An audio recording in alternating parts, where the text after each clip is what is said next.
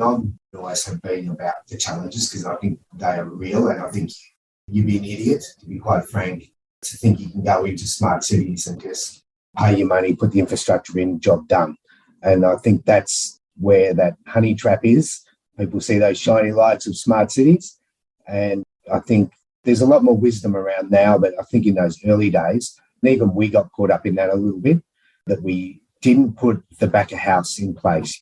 We sort of jumped in infrastructure first, and we've now learnt that that's not the way to go about it. And so what we're right now doing is, through hard lessons learned, is to try and put in place that internal mechanism or mechanisms to help embed smart cities thinking across the organisation.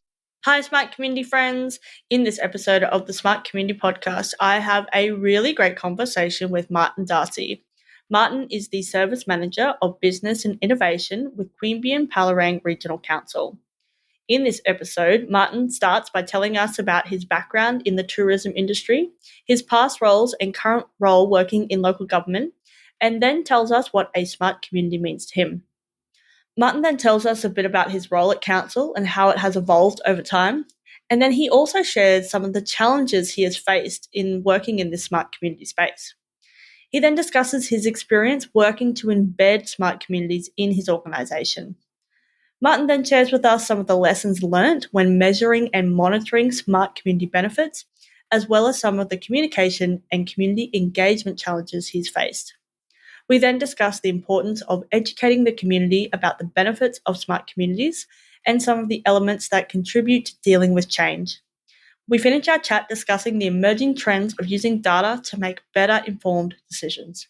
As always, we hope you enjoy listening to this episode as much as we enjoyed making it. Welcome to the smart community, smart regions, smart towns, and smart cities. It's where we live, work, and play. With smart communities, the future starts today. Big data, smart mobility, emerging trends galore. The Smart Community Podcast is what you're looking for. Hello, Martin. How are you today? Great, thanks, Sally. I am excited to have you on the podcast, so let's just jump straight in. And can you tell us about your background and what you're passionate about? Background. Well, right now I suppose I'm in my third leg of the trifecta in government. I've had roles in New South Wales government before in a statewide conservation program. Before that with Federal Park Service, National Park Service, Parks Australia, and doing Indigenous business development and experience development in parks like Kakadu and Uluru and Christmas Island and the like. And previous to that, I had a tourism business for a decade where I ran, my company ran tours in across the Northern Territory, Northern Queensland and Northern South Australia. And it's a great business. We won numerous Australian Tourism Awards and NT Tourism Awards. So it was a wonderful part of my life where we got to do some pretty amazing things and build a business up, which was absolutely fascinating.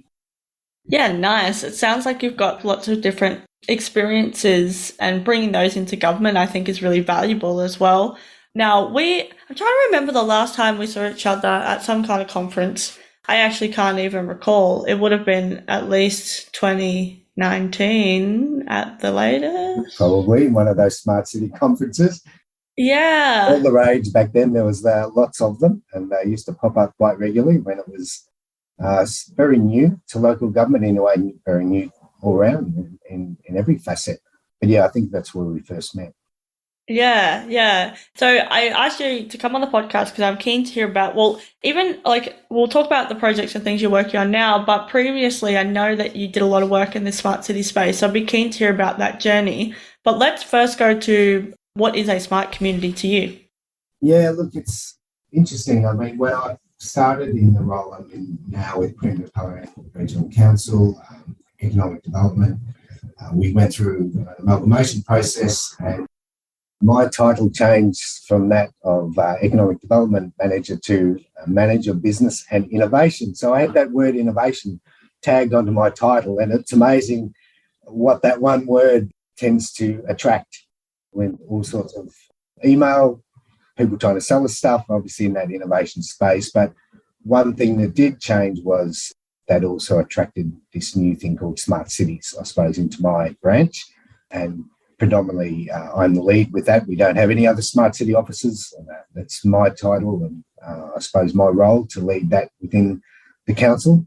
But so I haven't come out of a tech background. I haven't come out of I suppose, an entrepreneurial startup background, which you see a lot of people involved in smart cities did have that background. I'm not a data nerd.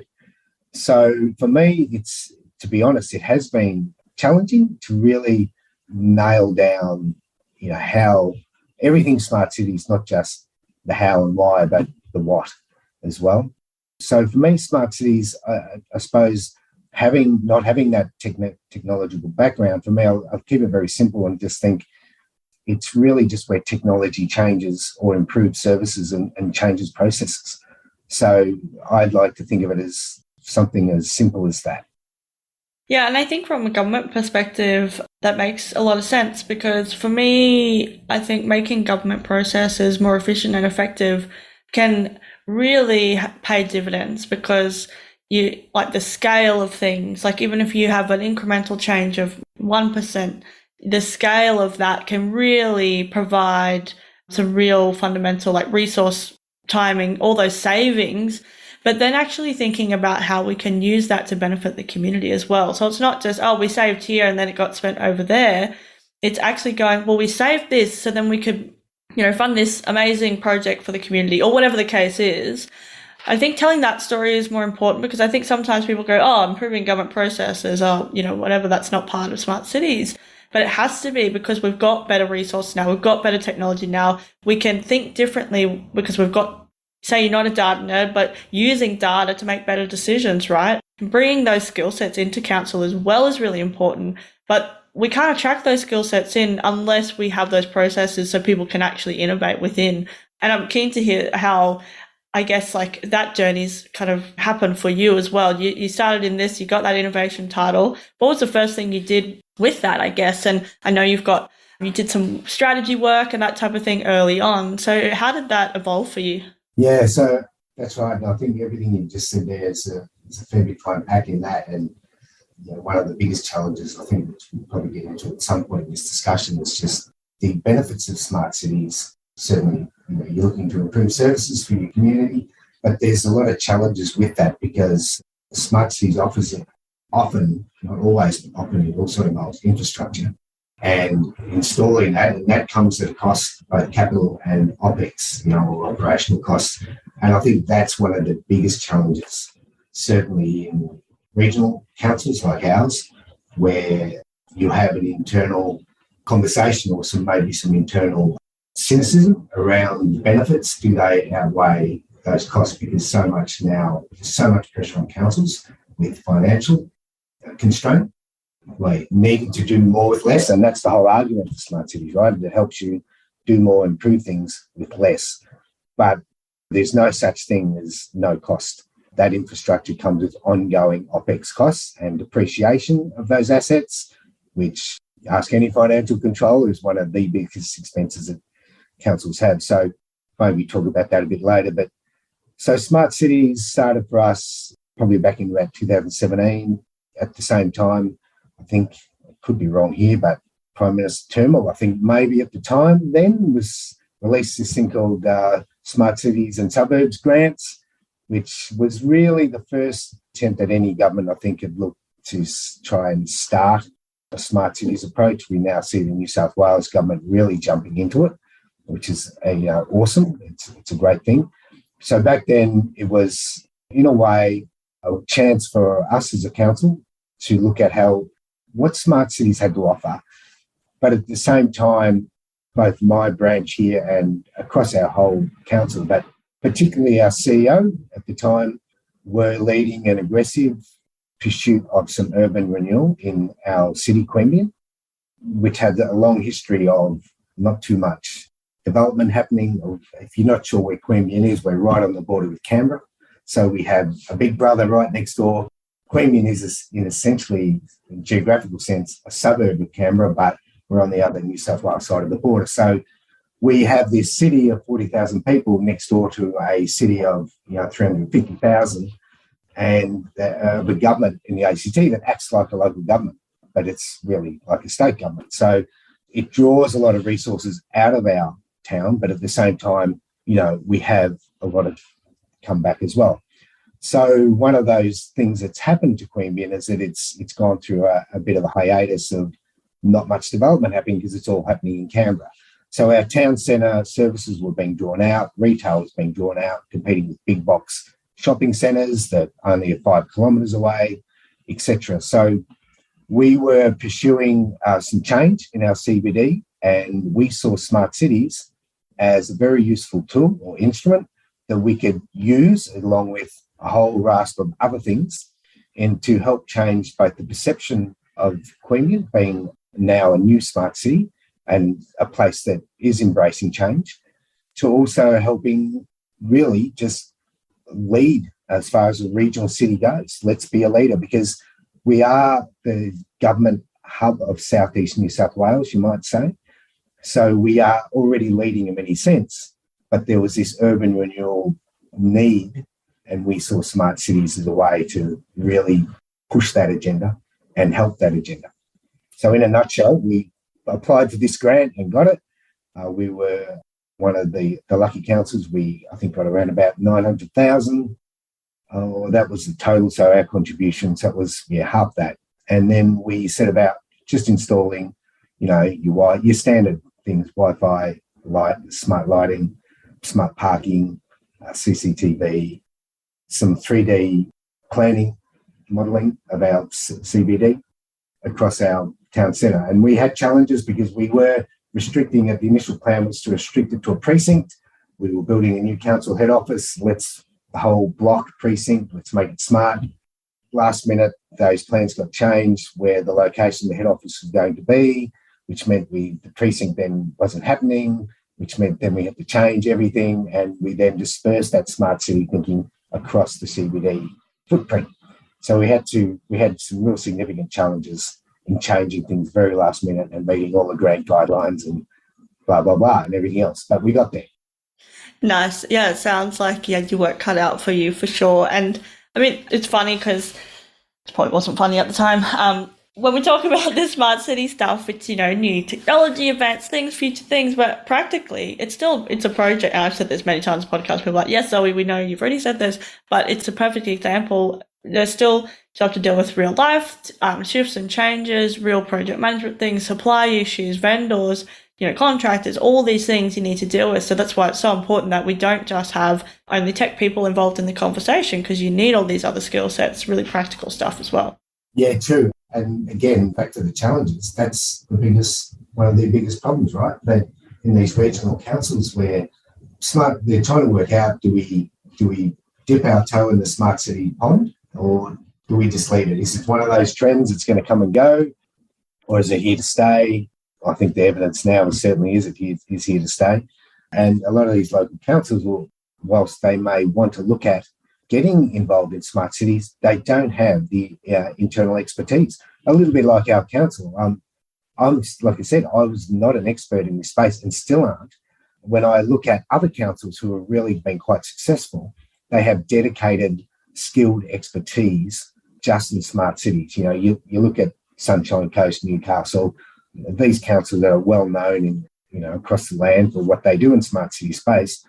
They have dedicated expert people involved, and that's where that challenge comes with other councils, particularly in regional areas, is finding funding for those particular resources and that FTE, full-time equivalent staff, to be dedicated to that. And to be absolutely frank, it's almost nigh impossible.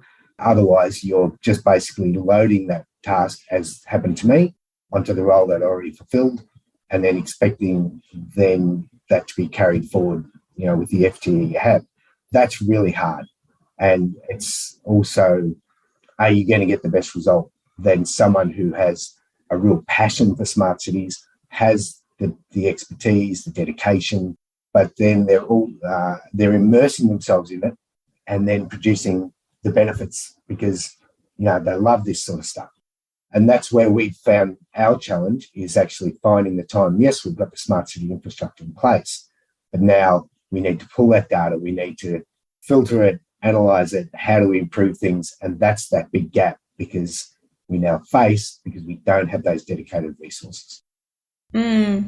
Thanks so much for sharing those challenges, because I think they're really important and we don't get talked about enough, right? We can talk about it at a, high level, but I think you really this is a key pain point that and that's the other thing too. We want smart cities to solve these key problems that we have, but also they will create these things that you need to deal with. And if you are able to, but you need then to have the right ingredients to be able to do that, right?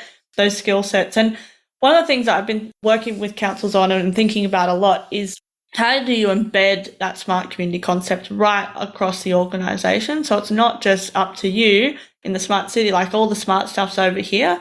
And the upfront work is much more. It takes a radical level of engagement. It takes, you can you bring somebody in, et cetera, et cetera. But actually, if you can embed that, because it's not just technology, as we know, it's actually a different way of thinking. It's a different mindset. It's, yes, you've got your hardware and you've got, you're able to roll out a project. And I'm keen to talk about that a little bit, about some of the benefits you've seen, but also just, those challenges that you face too across the council. And I guess is that next wave of smart community and smart cities and that maturity, is it actually embedding that concept? Any thoughts on that? Yeah, it's a really good point. And yeah, you're right. I mean, I'm quite honest front and always have been about the challenges, because I think they are real, and I think you can't, you'd be an idiot, to be quite frank, to think you can go into smart cities and just pay your money, put the infrastructure in, job done. And I think that's where that honey trap is. People see those shiny lights of smart cities, and I think there's a lot more wisdom around now, but I think in those early days, and even we got caught up in that a little bit, that we didn't put the back of house in place.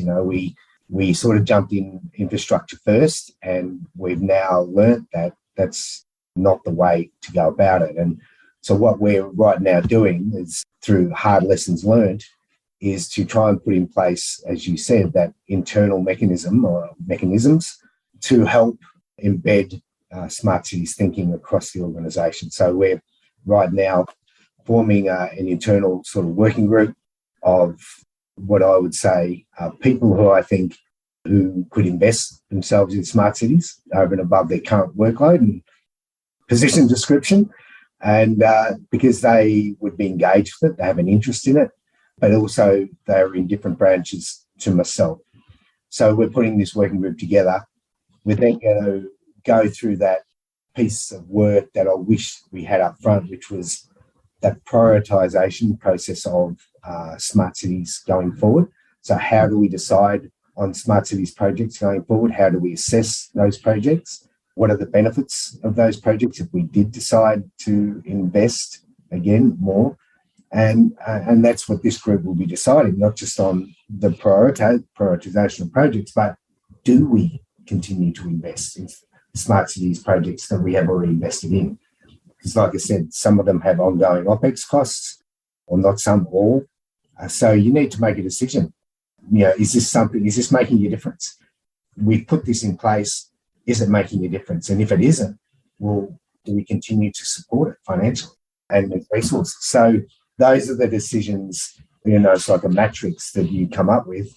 You then also have a strategy to support that. And so we have our smart city strategy, but it was done in 2017 and it needs updating. So, it's that planning, everything from strategy down to the tactical implementation and assessment and prioritisation of projects going forward.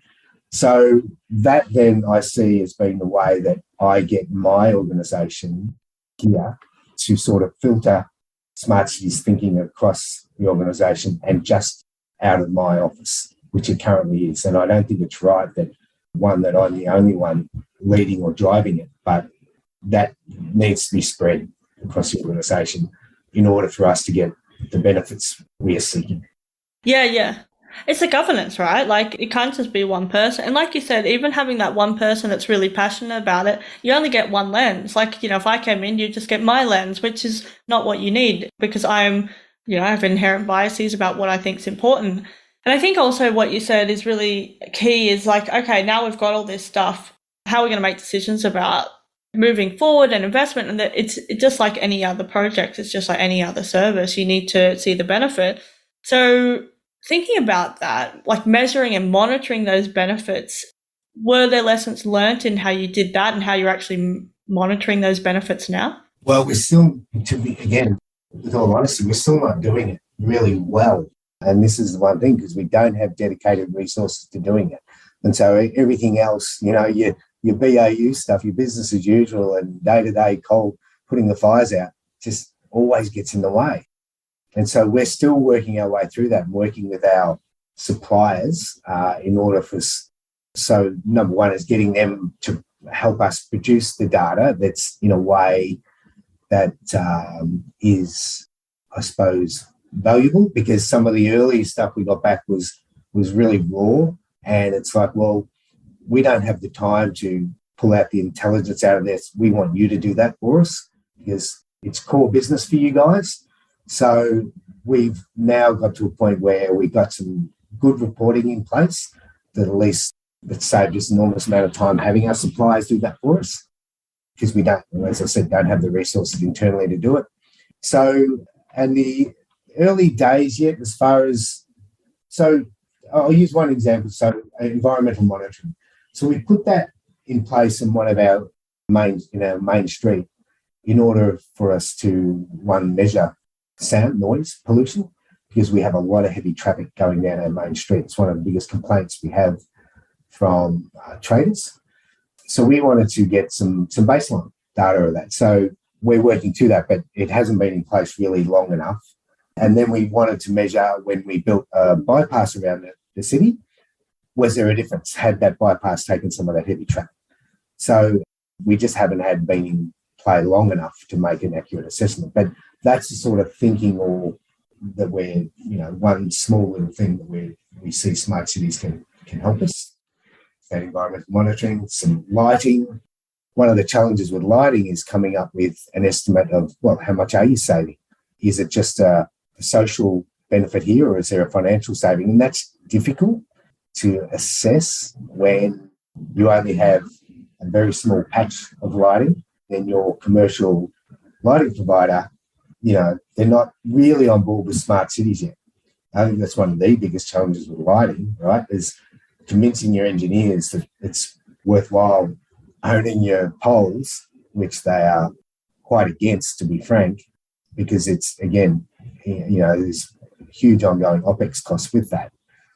But then what's the alternative? The commercial power suppliers who, have the lights are just really haven't grasped smart cities yet.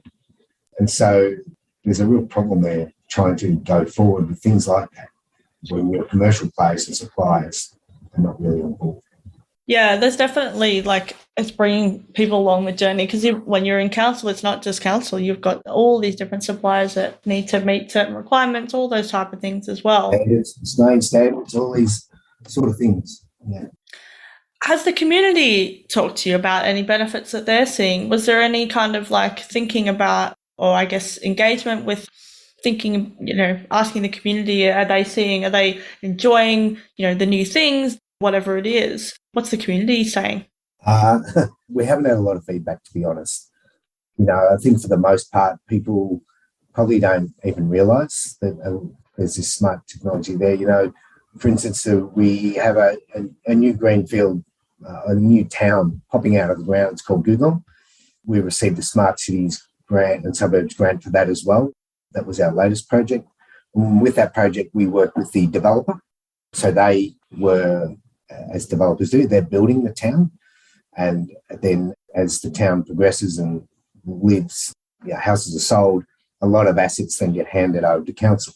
That's how that works. So they were putting in some of the smart city infrastructure, things like smart barbecues. Well, people in the town probably don't even realise it's a smart barbecue.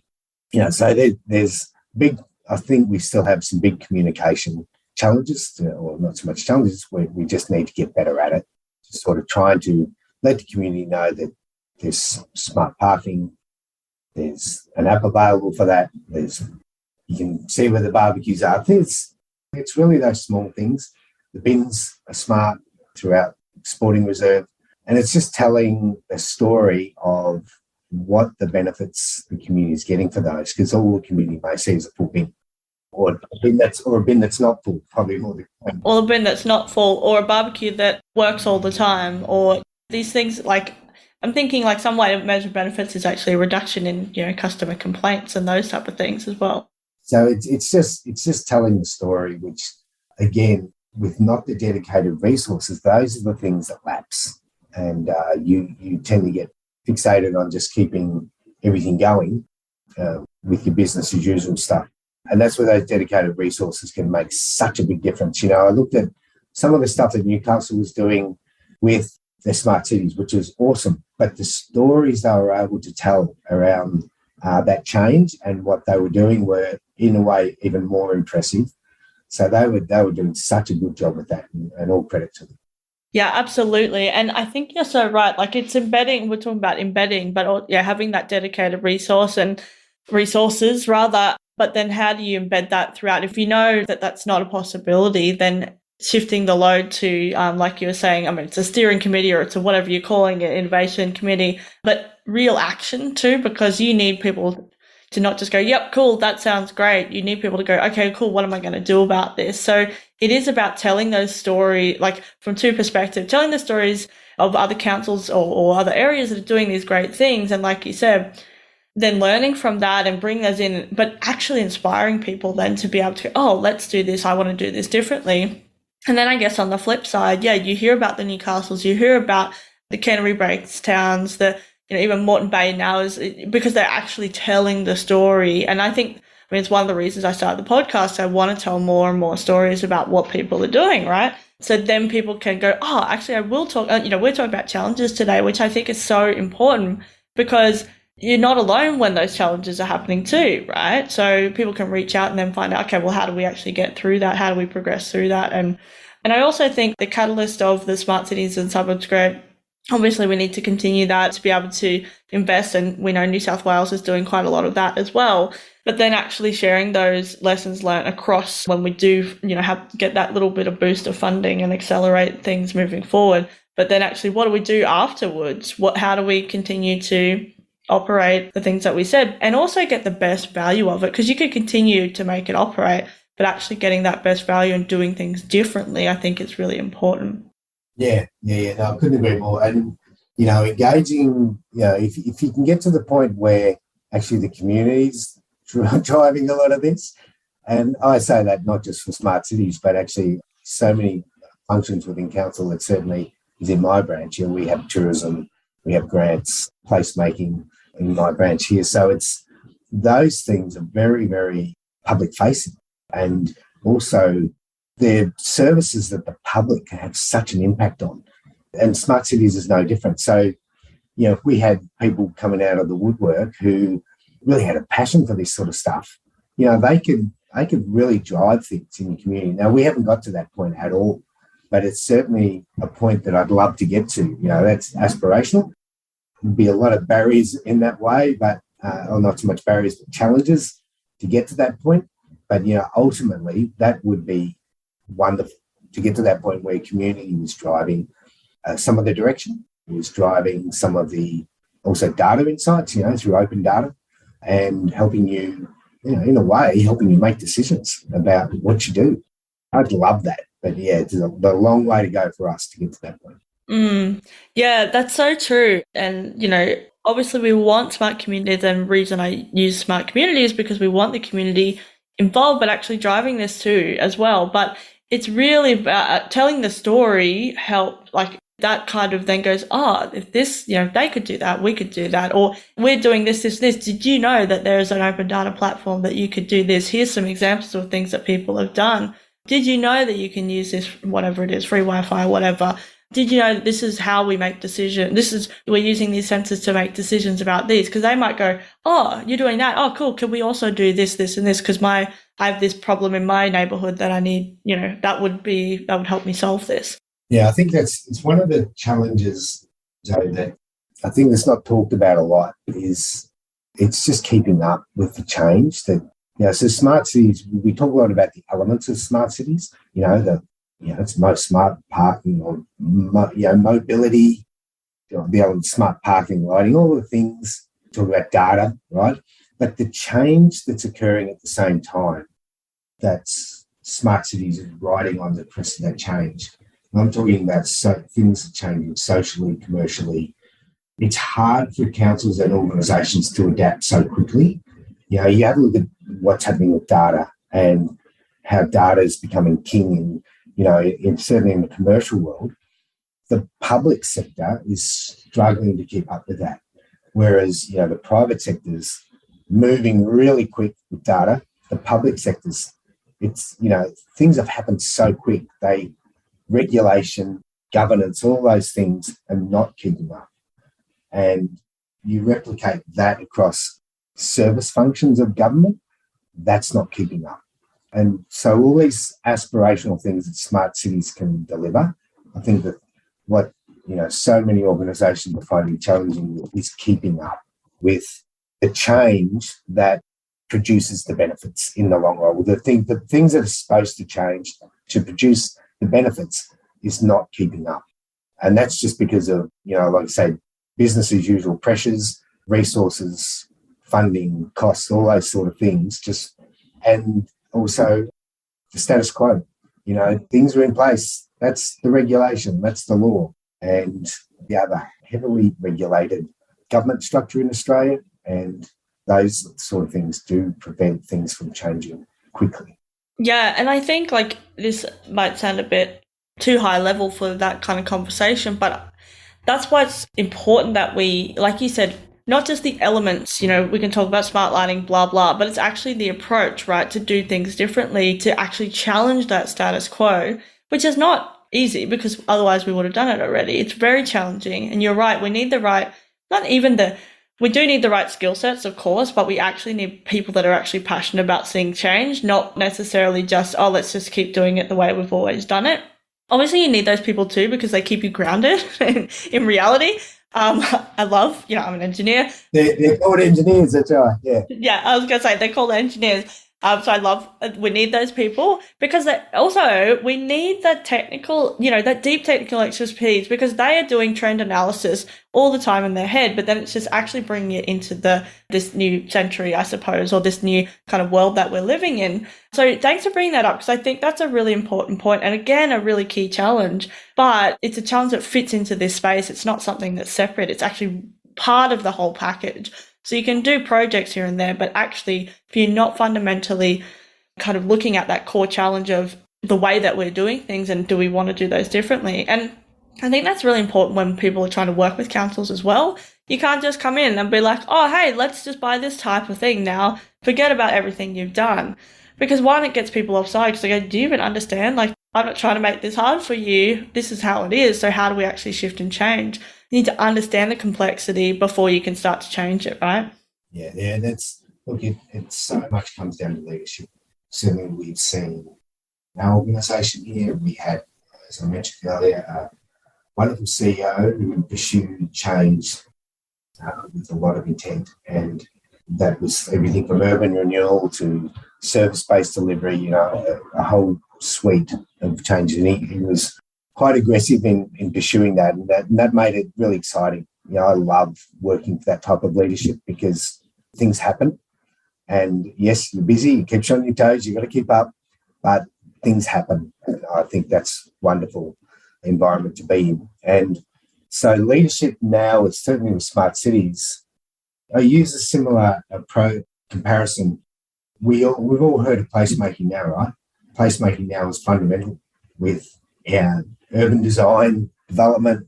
But when I started in this job in mid-2015, came out of, like I said, that sort of government tourism sector, experience development in tourism, many 15, 20 years in tourism. What we call experience development, I'd never heard of this thing called placemaking. But from 2015 to where we are today, 22, now, if you don't have placemaking embedded in your council, it's such a big part of government service, part of urban design, like I said, planning, activation. It's all focused around placemaking. Now, that's such a big shift in, 5-7 years. Smart cities, you compare it, came along around about the same time, around about 2017, certainly in Australia, maybe a bit earlier, but, And it's now also rapidly accelerating. But what was missing was leadership. So you had some big industry bodies like ASCA and Smart Cities Council doing an awesome job with leading, I suppose, from a big industry body. But within councils but particularly state government, there was none. But now you look at New South Wales government and they are really, really running with it. And they're now embedding smart cities policy in their procurement. They are embedding smart cities programs, and they've formed forums and panels and government committees and everything, and they're driving it. And so what you'll see out of that comes opportunity, and what you'll see as well is a much more uptake of smart cities thinking in all councils, because with leadership usually comes funding, comes programs, comes resources. And so that then gives the opportunity for, I keep coming back to these smaller regional councils because I think they're the ones most at risk of being left behind. They will then start to think, okay, this is maybe an opportunity now for us where we couldn't do it before, we now can. And in a way, it's not like you're being forced to, but it's absolutely, when there's leadership, it's inevitable that at some point you have to look at it as an investment. Yeah, I totally agree. And I think that sets us up to go to the future now, which is I'm keen to really understand, talk about some of the emerging trends that people aren't talking about enough from your perspective. Wow. I don't know if I'm the right person to ask. It's like I said, because I'm not, one of those sort of data nerds or techno people that, I don't even really do social media that much, to be honest, That's totally fine. Trends don't have to be technology. What are the things you're seeing? I suppose the point I'm making is that some people will be across trends far more than me. But I think what we're certainly seeing is a massive uptake, aren't we, in that with sensors. You're looking at a lot of government departments now, like Transport for New South Wales, for instance, who are looking at sensors as a way to provide evidence about how they invest in their massive road projects. They're looking at, for instance, we are working on a project now with Transport for New South Wales on integrated transport plan for the whole southeast New South Wales, but also on a project called 16 Cities that is looking at a number of cities across New South Wales about how we can improve local bus services. So how do you go about, I suppose, what's the opportunity there around data in making informed decisions? And I think this is where I was going back to how government's slowly on the uptake now about the use of big data, providing years' worth of data to provide evidence about, well, how do people move around our CBD? How does traffic move around? Rather than just putting some tape counters across the road, which is still valuable data.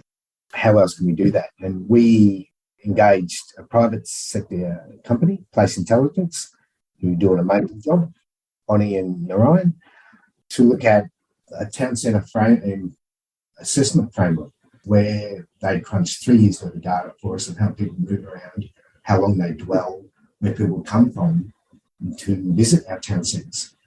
And so we now have a wonderful platform where we can just draw on that anytime we want to look at, and we have a gut feel and we think we know. Well, now we have the evidence, right? So that will support us in grants, that will support us in arguments around as far as placemaking goes, as far as traffic movement. It's just one of those evidence-based, it's evidence to help us make decisions. But one of my team, what's interesting, just came back from a placemaking conference. So we're talking about trends. Now, might be a far stretch, but in that conference, they were talking about virtual worlds and how virtual worlds are really becoming a thing, right? And they already are, with some celebrities creating digital memorabilia. And that memorabilia is sold in virtual worlds. And so you have these almost destinations that already, for instance, have more people visiting these virtual worlds than already the population of Australia. So you go, okay, well, if people are gathering in these spaces, what's the space for smart cities here? Is there a space for a place for smart cities to somehow get involved more in that virtual space? We're talking about data, really. It's data, isn't it? So, and how, because that might provide audiences that we currently don't engage with to either provide better services, to help us understand community values, community needs, wants more. I was trying to get my head around it, struggled with it, to be honest, but is this a thing that's going to really take off? These virtual worlds can be everything from a place where you buy and sell, but also a place you visit for relaxation, a place where you find information out about your favourite celebrities or sporting teams, whatever they are. They can also be, in the placemaking conference, I'm talking about them, well, do they need to be curated with placemaking in the virtual sense? So shouldn't you have lovely murals or artwork hanging on these virtual world's walls or in the places you visit? And then you go into tourism and start thinking about that. If people are visiting, let's pick out Kakadu National Park. So you have a virtual world. I'm not just talking about a 3D map of the park, a walking Google map. I'm talking about a place you visit for relaxation. And then what's the space for smart cities maybe in that space? Like I said, I can't get my head around it, but probably a lot of people can. You will. No, totally. There's so much in that too, and there's actually so many different elements of that. We're actually going to do a metaverse or virtual world metaverse month on the podcast sometime this year is the plan, and actually, unpack it a bit more, because we know, like, again, it's fairly hypey and there's lots of buzz around it. And again, like when Smart Cities was buzz and hypey, but what's the substance underneath and what things do we really need to consider? So that would be really interesting.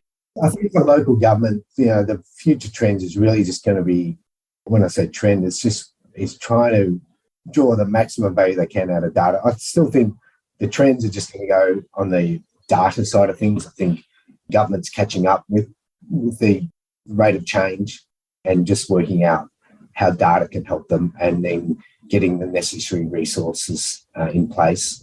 I think that's a trend that's already now, right? But I think that's going to continue. It won't change quite some time. I think it's just going to be catch up, and then work out how data can really help us.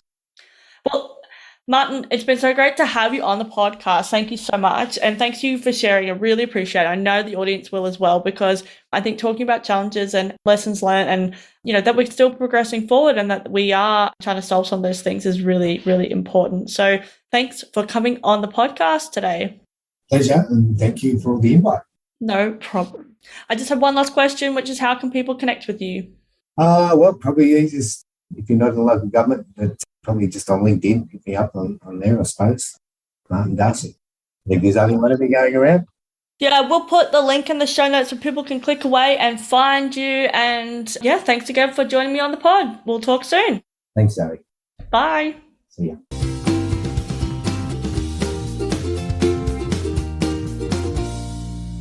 Are you looking for an engaging speaker, MC, or facilitator for your next big event? Then we've got you covered. Zoe is a go-to speaker, MC, and conversation facilitator with a difference. She's a master at simplifying the complex and making connections you might never see. Book Zoe for your next event. Email hello@mysmart.community or head over to her speaker page, www.mysmart.community/speaking.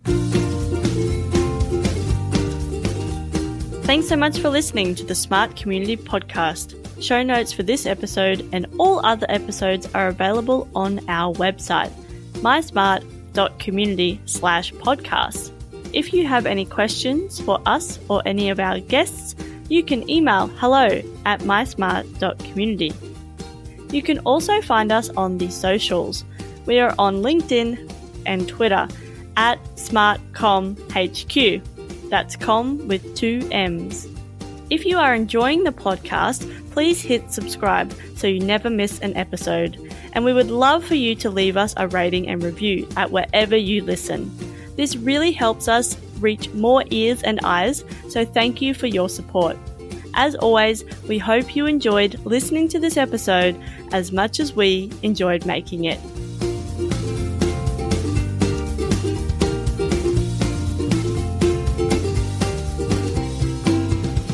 The Smart Community Podcast is what you're looking for.